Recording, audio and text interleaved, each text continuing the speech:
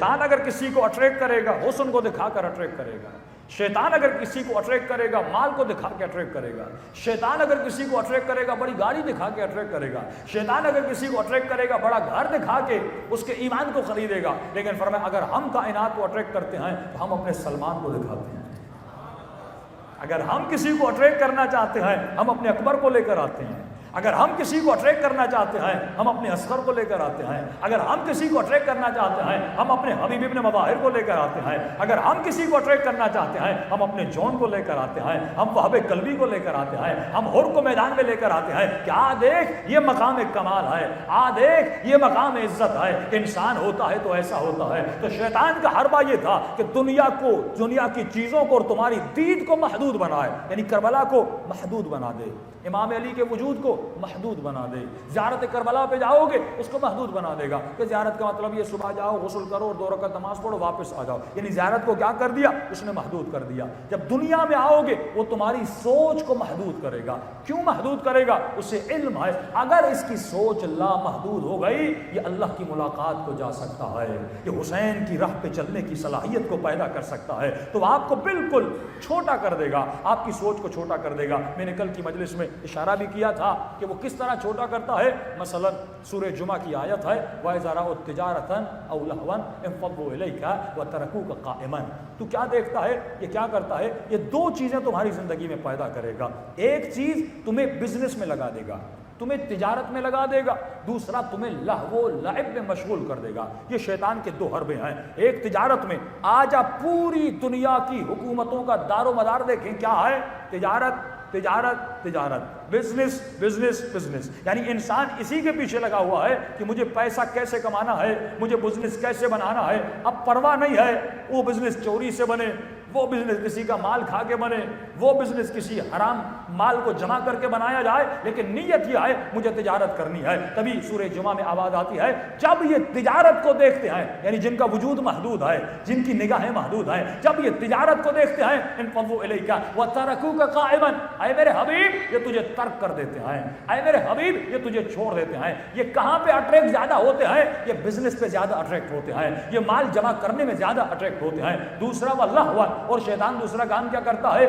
نظام کفر کیا کرتا ہے، شیطانی طاقتیں کیا کرتی ہیں، زائنزم کیا کرتا ہے، دجال کیا کرتا ہے، یہی تو سوچے تمہارے وجود میں پیدا کرتا ہے۔ ایک تو تمہاری حیات کا مقصد کیا بناتا ہے کہ تمہیں بس تجارت کرنی ہے، تجھے بس پیسہ جمع کرنا ہے، یعنی ڈاکٹر بنو کیوں؟ تاکہ پیسہ ملے، اسکول کیوں جا رہا ہوں؟ تاکہ پیسہ ملے، یورپ کیوں جا رہا ہوں؟ وہاں پیسہ زیادہ ہے، انگلینڈ کیوں پڑھنے جا رہا ہوں؟ وہاں پیسہ زیادہ ہے۔ کوئی اور سوچ نہیں، جاؤں گا دین کا کیا ہوگا، جاؤں گا ایمان کا کیا ہوگا، اتنے سال بیوی بچوں سے دور رہوں گا، بچوں کا کیا ہوگا، بیوی کی تربیت کا کیا ہوگا، یہ خاتون اتنے سال اکیلی رہے گی اس کے سائیکولوجیکلی پرابلمز کا کیا ہوگا، یہ کچھ بھی نہیں سوچتا، بس اس کا ذہن اس پہ فوکسڈ ہے کہ مجھے پیسہ کمانا ہے، مجھے بزنس کمانا ہے۔ ایک گھر بنائے گا وہ کہے گا دوسرا گھر بناؤ، ایک گاڑی لوگے وہ کہے گا بڑی گاڑی لو، چھوٹا سا موبائل لوگے اس سے بھی باتیں ہوتی ہیں لیکن کہے گا بڑا موبائل لو۔ یہ تمہارے وجود میں اسٹینڈرڈز کو پیدا کرے گا، یہ تمہارے وجود میں جعلی نقلی معیارات کو بلند کرے گا اور اس معیارات کو خلق کرتا جائے گا اور تم اسی تمناؤں کے پیچھے دوڑتے جاؤ گے، یہاں تک یہ تمنائیں تجھے رینگتی ہوئی لے کر جائیں گی اور تمناؤں کے سمندر میں ڈوب جاؤ گے۔ اور کب تمہاری آنکھیں بیدار ہوں گی،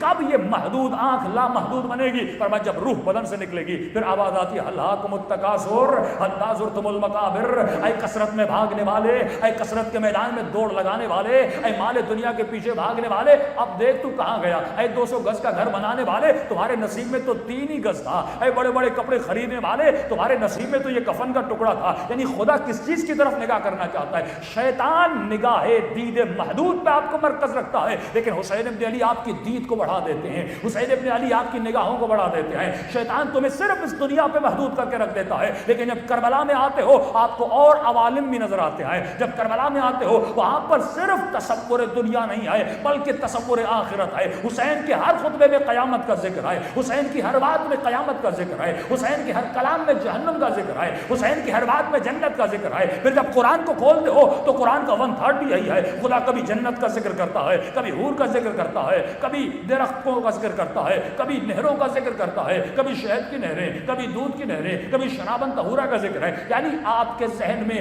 خدا تصور آخرت کو ڈیولپ کرنا چاہتا ہے، کیونکہ آپ نے آخرت کو دیکھا نہیں ہے، وہ صفات صفات کو بیان کرتا ہے، اس کی شکل کیسی ہے، اس کی آنکھیں کیسی ہیں، یہ کھانا لذیذ کتنا ہے، یہ پوری صفات کو بیان کرتا ہے تاکہ تمہارے وجود میں تصور بنے۔ شیطان تمہارے وجود میں جھوٹا تصور بناتا ہے، وہ فیک تصور بناتا ہے، وہ خالی خیالات کو تمہارے وجود میں پیدا کرتا ہے، لیکن خدا سچے خیالات کو پیدا کرتا ہے۔ دیکھیے قیامت بھی ایک خیال ہے، جنت بھی ایک خیال ہے، جہنم بھی ایک خیال ہے، برزخ بھی ایک خیال ہے، ملائک بھی کچھ خیالات میں ہے۔ اسی طرح جبرائیل کا وجود بھی خیال ہے، نہ جبرائیل کو دیکھا ہے، نہ جنت کو دیکھا ہے، نہ جہنم کو دیکھا ہے، لیکن یہ وہ خیال ہے جو سچا خیال ہے۔ ایک خیال وہ ہے جو شیطان تمہارے وجود میں پیدا کرتا ہے۔ وہ کس کا خیال ہے؟ وہ کہتا ہے دنیا بناؤ تو کامیاب ہو جاؤ گے۔ وہ تمہیں دنیا میں بقا کا تصور دیتا ہے، حالانکہ دنیا کو فنا ہے۔ وہ تجھے حسین بندے کے پیچھے لگا دیتا ہے، حالانکہ تجھے بھی پتا ہے اس کا حسن ختم ہو جائے گا، اس میں فنا ہے۔ وہ تمہیں گاڑی کے پیچھے لگاتا ہے، حالانکہ تمہیں بھی پتا ہے اس کی بھی کوئی ایکسپائری ڈیٹ ہے۔ وہ تجھے کھانوں کے پیچھے لگاتا ہے،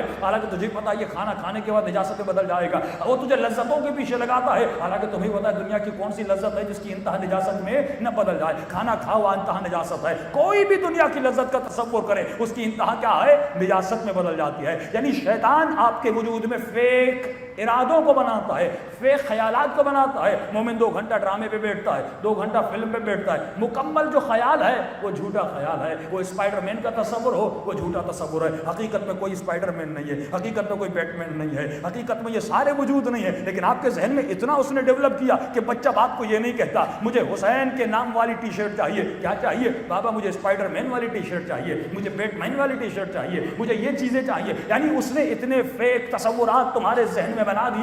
یہی شیطان کا کام ہے کہ فیک تصور کو تمہارے ذہن میں بناتا ہے اور تو اسی فیک تصور کو لے کر اپنی زندگی کو بسر کرتا ہے۔ یہ بچہ اسی فیک تصور کو زندگی کو لے کے بسر کرتا ہے، لیکن امام نے انہی تصورات یعنی جھوٹے تصورات کے منہ پہ تماچا لگایا۔ یعنی وہ بچہ جس کے ذہن میں بیٹ مین اور جس کے ذہن میں اسپائڈر مین کا تصور ہے، جب حسین کی مجلس میں آتا ہے تو اس کے ذہن میں اصغر کا تصور بنتا ہے، اس کے ذہن میں اکبر کا تصور بنتا ہے، اس کے ذہن میں زینب کا تصور بنتا ہے، اس کے ذہن میں عباس کا تصور بنتا ہے۔ یہ ہیں ریئل شخصیات، یہ ہیں حقیقی شخصیات جنہوں نے اپنی جان کو قربان کیا، جنہوں نے اپنے کردار سے دنیا کو بتایا۔ اگر کوئی حکومت عقل کسی پہ حاکم ہے تو وہ حسین کے اصحاب پہ عقل کی حکومت حاکم ہے۔ صلوات پڑھیں محمد و آل محمد۔